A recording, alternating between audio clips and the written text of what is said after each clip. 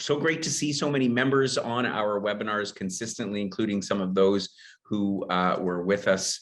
Wally in particular will recognize this picture from Cyprus, and this is what it's all about: smiles, laughs. It's about community, people getting together who to a large degree don't know each other, come together on a trip, particularly a Liveaway, where we spend a month together getting to know a country, a region, and getting to know each other, and all the laughs along the way, and the friendships that have been forged over the last couple of months. I tell you, this is why I do this business. This is why I run this community, because I love this aspect of it. And that's what we're all about. And again, for those that are new, our philosophy of Wheel and Anchor is about bringing travelers together, in particular, like-minded travelers, people who want to really learn something about the world and about communities, and have a great time along the way.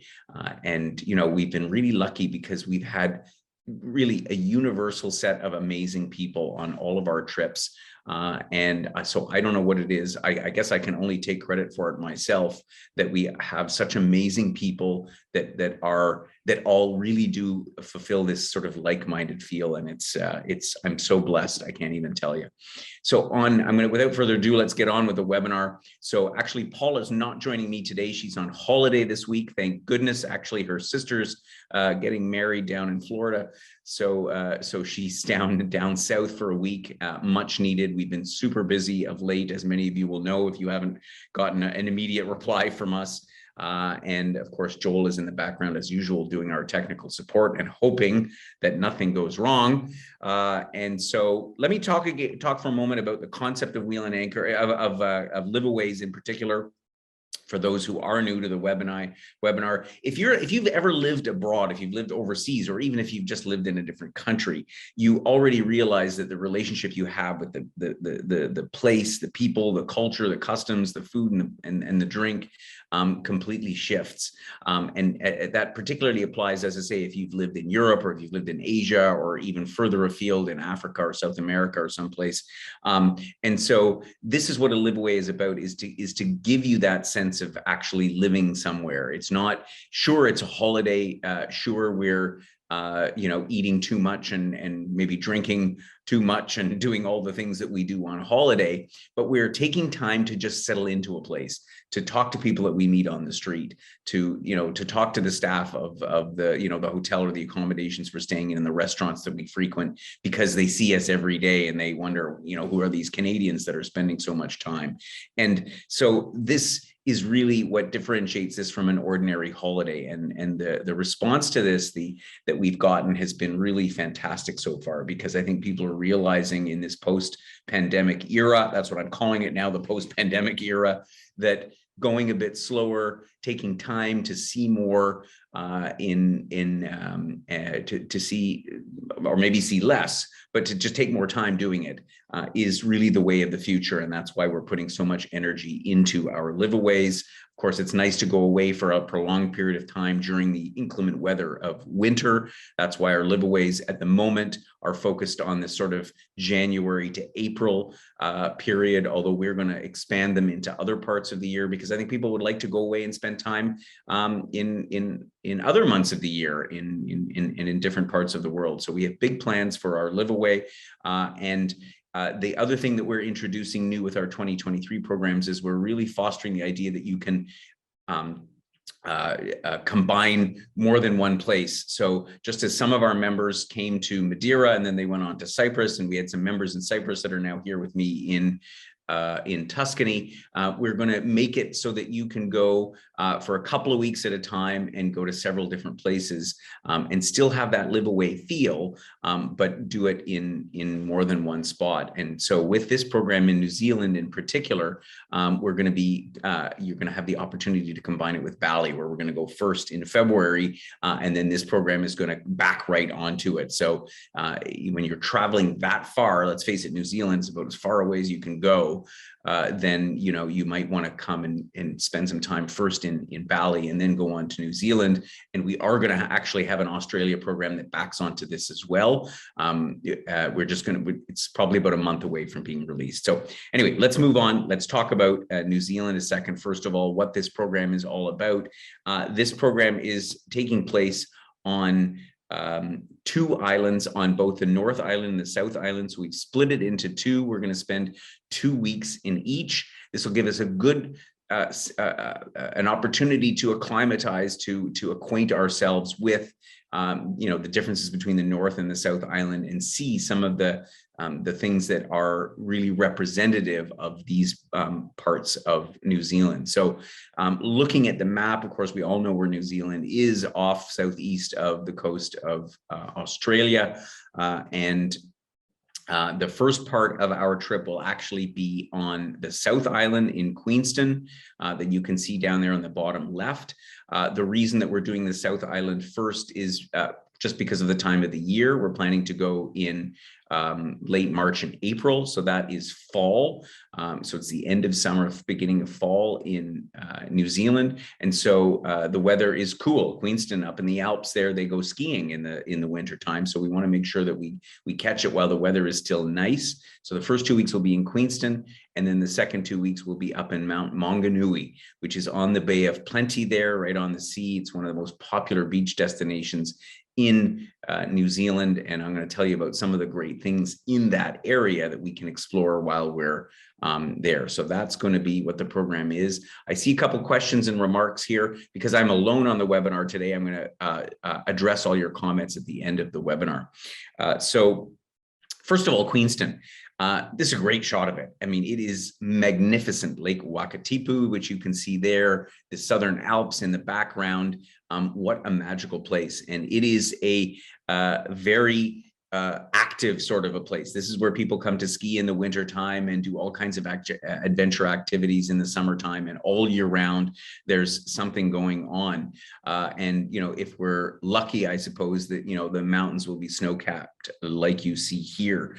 And so we have in New Zealand, we've gone with apartment style accommodation. We spent quite a bit of time sourcing these places because I think that that's what, based on the feedback we've gotten from the Liveaways we've done so far, people really like the idea of having a little bit more space, a kitchen where you can fix up something, because, you know, we've already offered you so much food at lunch and at breakfast that we don't need to have another full meal at dinner. So it's a great way to go. So we've got 3 different accommodations in Queenstown, the first of which is called the Waterfront. This is a lovely property right on the lake, as you can see in the photo here. They have both 1 and 2 bedroom apartments that are all nicely appointed, and with a full kitchen as always in our accommodations. This is sort of the, I guess, the premium of the 3 accommodations that we're offering, ideally suited for couples, or for 2 couples who want to share, for example, or 2 solo people that want to share a 2-bedroom apartment. Those options are available. The other nice thing about the Waterfront, as well as Pepper's Beacon, which is practically adjacent to one another, these 2 properties are on the lake, and they are both just outside the heart of Queenstown, which means within about a 5-minute walk, you're in the middle of where all the action is happening, all the restaurants and cafes and bars and bakeries that I'll tell you a bit about. Queenstown is famous for their bakeries. And so the Pepper's Beacon is slightly more moderately priced accommodation, but still very, very nice. Again, ideally suited for 2 people traveling together, with 1 and 2 bedroom accommodations, all with a kitchen again. And finally, we have a 3rd property, which is just on the fringe of town. It's a little bit further out. And the reason we chose the Scenic Suites is that we wanted to have a place that's suited for our solo travelers. So the price is a little bit more modest here, because it's always a big factor for our solo travelers having to pay for a single supplement that we can't get away from, because of course everything is priced based on the room and not on the person. The apartments themselves are also lovely. You get in some of the suites, you do still get a bit of a lake view there, but very comfortable, coming with all the amenities, full kitchen. And so we have some great properties that are, again, not too far apart. Just the Scenic Suites is a little bit on the outskirts of town, about a 10-minute walk from the heart of Queenston. What's going to happen on a typical day in New Zealand? Well, what generally happens on our Liveaways is that you either have signed up for one of our excursions or the activities that we have that are part of the overall program. And what I found, which was what I expected, is that some people like to do a lot. We had some members on our Liveaways that literally signed up for every single program. They wanted to keep busy every minute of every day, whereas others decided to only book a few. And that is, of course, the idea here is that you can tailor the experience to your own liking. And so on a typical day, when you're not doing an excursion in a place like Queenston, for example, you'll probably go out and go for a walk. And there are so many walking trails, hiking trails, either easy ones around Lake Wakatipu, or you can go up into the mountains. There's a beautiful 3-hour hike that you can do that takes you right up to an amazing viewpoint that you can see high up above Queenston. And from there, it's about a 3-hour hike to the top of so-called Queenston Hill. Of course, if you want to get the great scenery, you can go up by gondola to Bob's Peak. They have hiking trails up in there. So that's probably what you'd spend a good chunk of the day doing. You might come down in the afternoon, check out one of the bakeries that they have in town. As I was saying, they're famous for their pies and sausage rolls in Queenston, have a snack for lunch, and then maybe roam out around Queenston Gardens. There's beautiful gardens that they have that have representative flora from all of the South Island of New Zealand, and then probably stop in at one of the local pubs, have a chat with some of the locals, and get to know what life in New Zealand is all about. I see a question here about from Jennifer about the activities and how far ahead. So we book the activities in advance, about a month ahead of the trip. That enables us to be able to set them all up. But we try to allow flexibility so that you can book something last minute. But of course, some of the programs that we do are limited in space because we only run our excursions with small groups, regardless of how big the overall group is that goes. We try to run excursions of between sort of 8 and 12 to 13, sometimes a few more, depending on the type of the excursion. And so we will provide as much information as we can so that you can book your excursion in advance. Let's look at a couple of the things that we might do while we're down in Queenston. Well, New Zealand, of course, is famous for its wines, and the wine region around on the South Island and in this part of the South Island, in the south part of the South Island, is called Central Otago. And you may not be as familiar with this. Most people, of course, when they think of New Zealand, they think of Marlborough, which is, of course, on the northern tip of the South Island, the largest wine producing region in New Zealand. But when you get down here, the climate is a little bit cooler, and they're famous here for their Pinot Noir grapes and their wines. So we'll go out for a wonderful day to get a sampling of some of the wines that are endemic to this region of so-called Central Otago. Of course, I know we have a lot of members who are golfers. So you might want to take off at one of the 6 courses that are in the immediate area of Queenston. And the nice thing here is that golf is relatively reasonably priced. I think most of the courses you can get an 18-hole round in for under $100. And of course, you're able to rent clubs and carts, and they have some championship, award-winning golf courses around Queenston. And with the scenery that's there, if you do play golf, it's almost you can almost not go. Apart from that, we're going to go out and see a very cool little gold mining town called Arrowtown, which is where the gold trade was really focused in this part of New Zealand. At one time, this was the #1 gold producing area in the region back in the 19th century. We'll also visit Glen Orchy, which is a hub for a lot of the outdoor activities, but it's also known for the agriculture. And I find it that our members really enjoy seeing what types of domestic animals are raised in the area. Here you'll find stuff like llamas and Clydesdale horses and even guinea pigs and sort of everything else in between. The whole area around here was a filming location for some of this Lord of the Ring movies. So it's quite beautiful scenery, very green, as you can see. Another thing that we like to do, we're incorporating more and more opportunities to meet local artists. And here in Queenston, this whole region of the Wakatipu Basin is a mecca for artists. So you'll find all kinds, whether they're woodworkers and sculptors. You find a lot of Maori art here, even though the Maori, I mean, they're all throughout New Zealand, in particular on the North Island, but some of the artists have congregated here. And so we'll spend a day actually meeting the artists. And for those that are interested in collecting some art, of course, you have the opportunity to buy some as well. If you're familiar at all, if you've ever dreamed about going to New Zealand, you've probably seen pictures of Milford Sound, which is, of course, on the southwest coast of the South Island. This is perhaps the most photographed places in New Zealand. And the sound is not really a sound, it's actually a fjord. And there is a whole region of New Zealand called Fiordland, and where the scenery is like this, mountains rising out of the sea like you'd find in Norway. It's one of the wettest places in the whole country. Luckily, not so much in April when we're there, but they do get a fair bit of rain. But what this means is that you get some of the most amazing waterfall scenery that you can find anywhere. And what we'll do on this particular excursion is we'll actually drive out to Milford Sound. It's a good couple hours drive.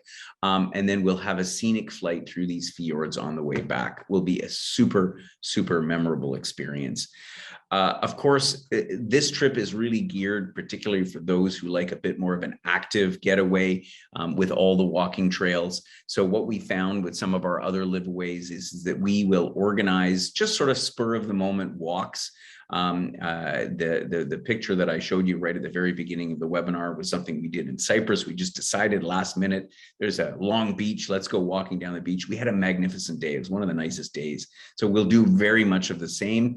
But of course, our walkers, our hikers will probably suss out some of the other trails that you can do along the way. You can't visit Queenston without getting up into the mountains. And so we'll take the so-called SKYLINE up to Bob's Peak, where we will have stunning views. For those that are really active, you can actually walk up as well to Bob's Peak, or down for that matter. And again, as I mentioned, there's numerous walking trails up in the mountains where you get these amazing views over the lake, over the Southern Alps. We'll also do a bit of a 4x4 adventure. And the idea here is that we're going to head, our destination is going to be a place called Coronet Peak, which is a scenic lookout overlooking some of the lakes in the southern part of Otago. And will also take us through some of the gold panning areas where, as I say, during the gold rush days here in the South Island, they were doing a lot of panning. So we'll see some of that on it's a bit of a rough ride on a Jeep, but I tell you, we've done it a couple times now in both Madeira and Cyprus, and we've had a marvelous time.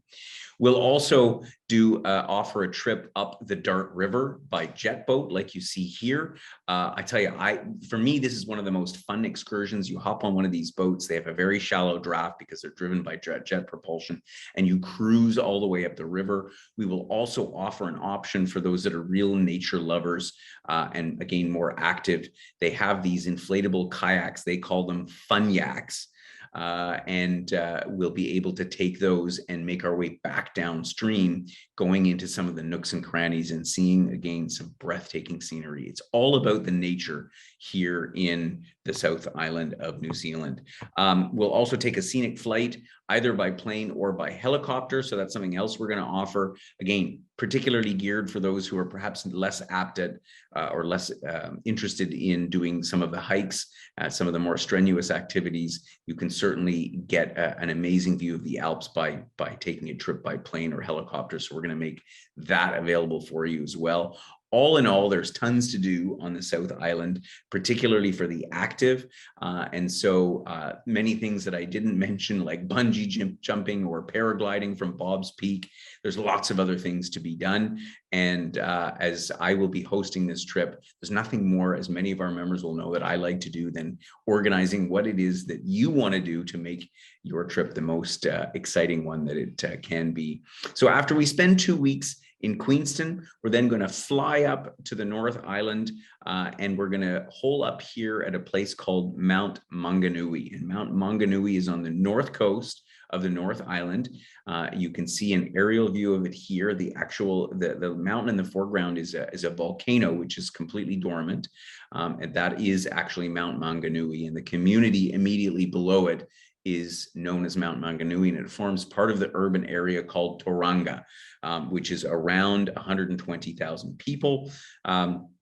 And even busier in the summertime, which is of course our winter time, when people flock from Auckland and other parts of the island to their renowned beaches. And I thought this was a lovely part of New Zealand to spend a couple of weeks, because we can explore some of the wine regions, the Maori culture. We can get down to Rotorua, where they have the geysers. I'll talk about that in a second.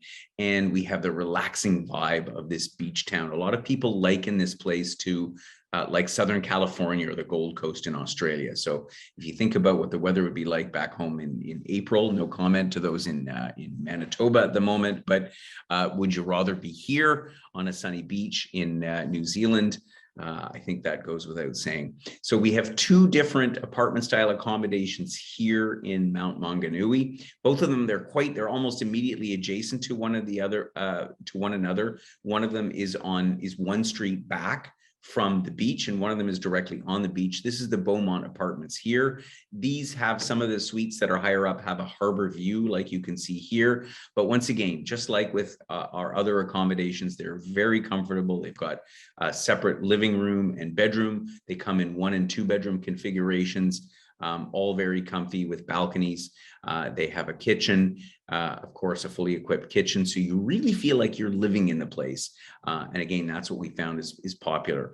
On directly beachside, we have a property called the Pavilion, which is again, features both 1 and 2 bedroom apartments. Sorry for the slight delay on the slides there, and fully equipped kitchens. This looks right out over the Bay of Plenty, and again, 1 and 2 bedroom apartments. So you can either have a single accommodation, or you can have a couple sharing, or you could have a 2 bedroom where 2 individuals are sharing, or you could have 2 couples sharing, which is the most economical way to do New Zealand.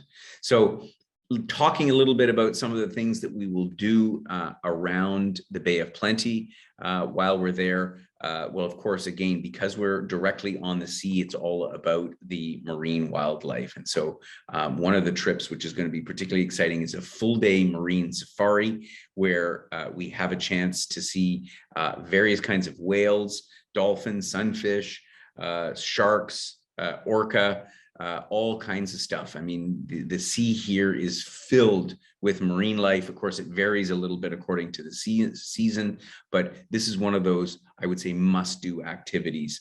For those, again, that like to get away into nature, we're going to take a day cruise. It's only about an hour to this 20-kilometer long peninsula, where you have beautiful views looking back out at the Bay of Plenty and at the mainland. There's walking trails, picnic opportunities.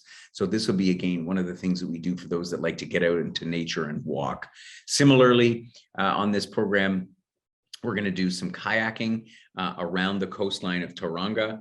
And here on the coastline, of course, you can see a varied amount of flora and fauna, the marine life that you find there. We'll also visit this Ohiwa Harbor, which is where you'll find historic Maori and European settlements dating back to when New Zealand was first discovered. So a kayak adventure, I think, is always something that's a lot of fun. We did it in Madeira as well, and quite frankly, we had a marvelous time. E-biking is an option as well. At New Zealand, just like at home, just like in Europe, biking has become all the rage, and they have numerous bike trails all over the place.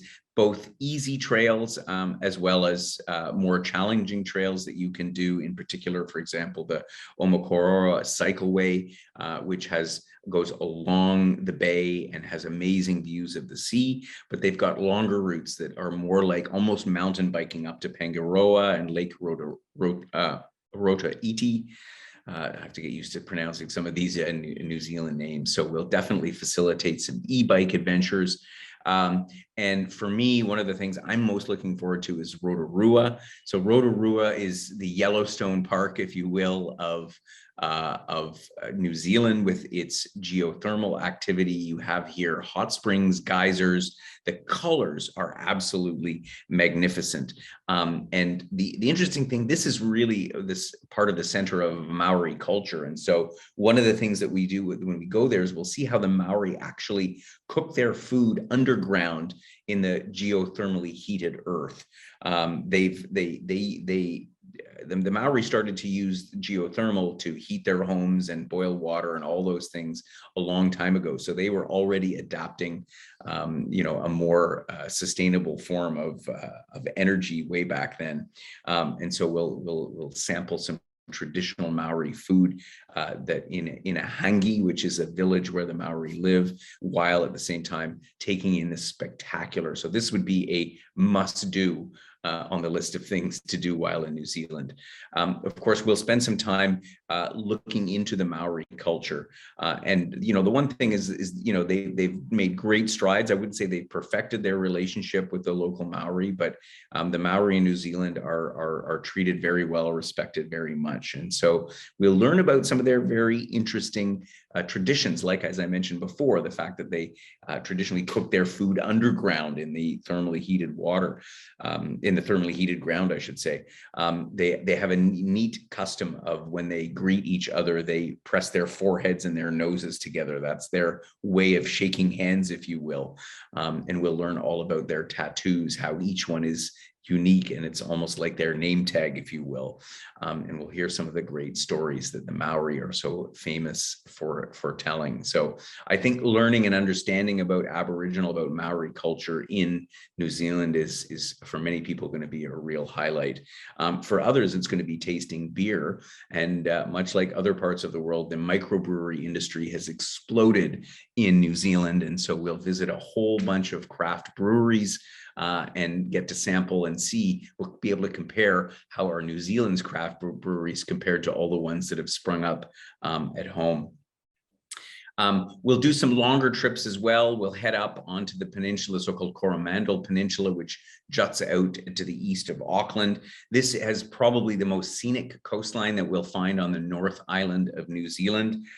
It's got rugged terrain, these white cliffs like you can see in the mountain, like you can see in the photograph, I should say, and sandy beaches. And so this will be our excursion to visit some of the scenic parts of the North Island. And then we'll also go and do a glowworm experience. I don't know if you've ever seen glowworms before.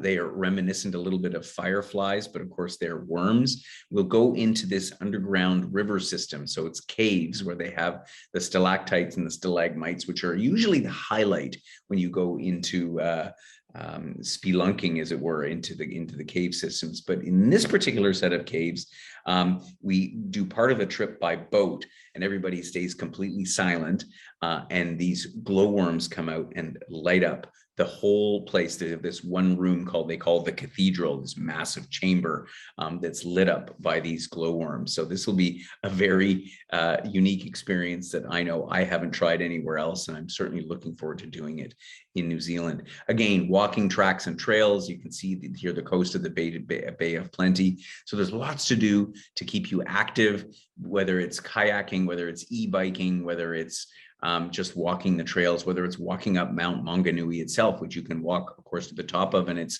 the beginning of the trail is right outside the apartment where we're staying. So as I say, I'm really excited. I know that this program has been a long time coming. We've put a ton of work into it in finding the right partners, because we all know, and for those of you that have been on some of our recent trips, how important it is that the people that we collaborate with are the right ones and understand, fulfill our philosophy. So we've got those now in New Zealand.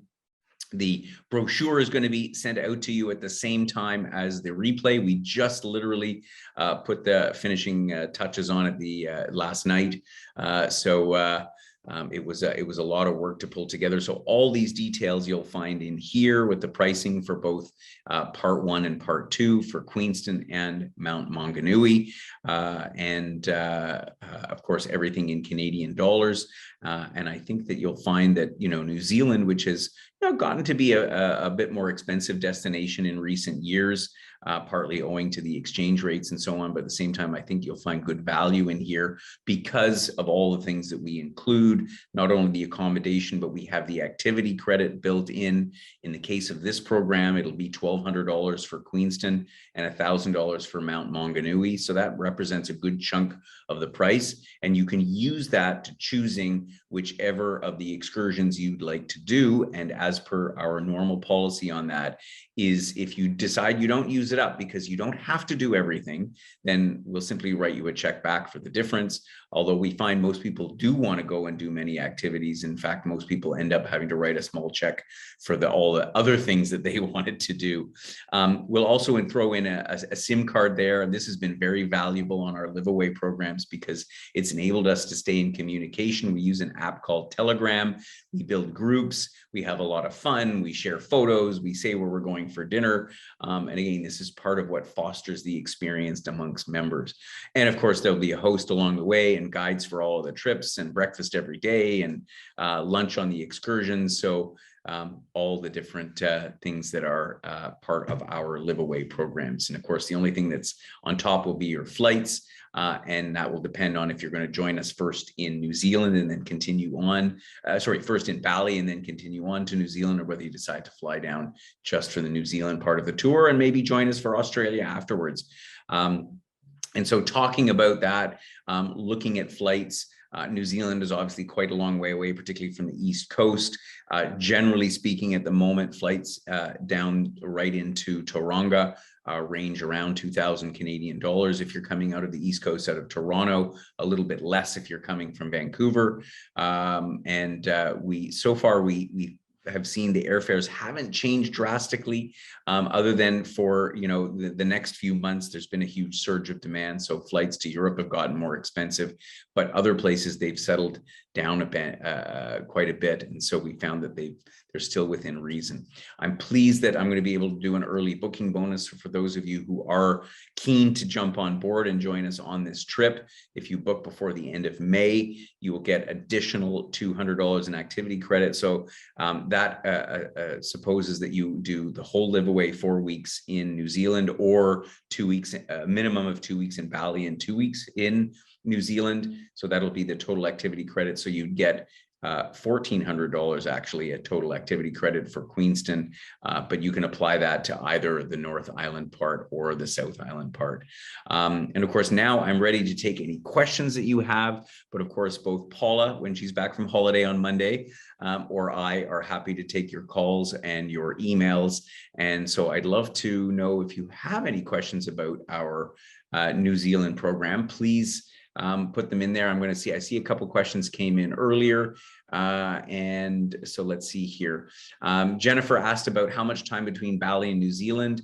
There's no direct flight from Bali to New Zealand. You're going to have to make a stop over, probably either going back up to Singapore and down, or flying from Bali into someplace like Cairns, Australia, or Sydney are the likely connecting points. So they don't have any direct flights. It is a fairly long flight to get down to New Zealand. You're looking at about 12 hours of flying time to get between the two. So there is going to be a day in between, a travel day, so that you can get there and not miss anything.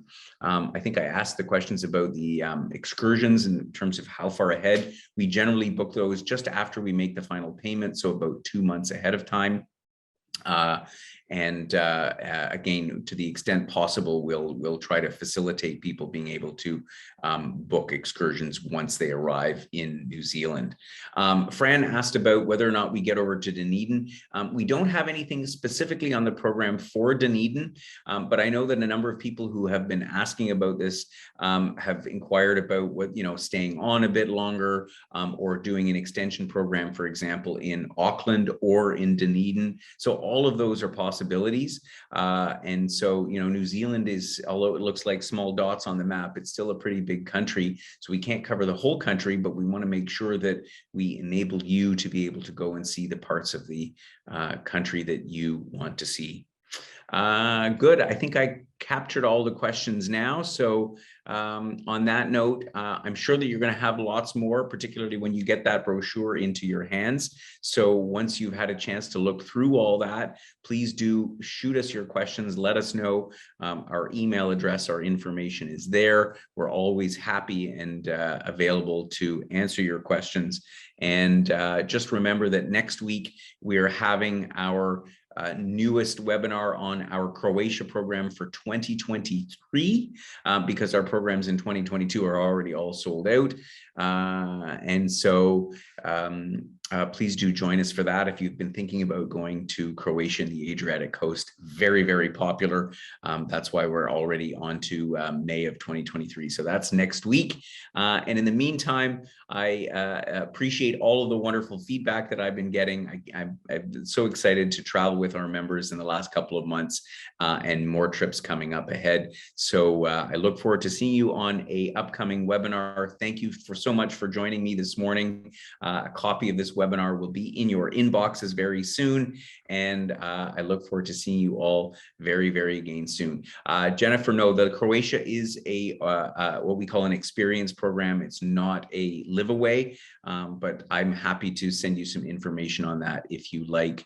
And so just drop me an email and we will get back to you on that. Take care. See you all again very, very soon.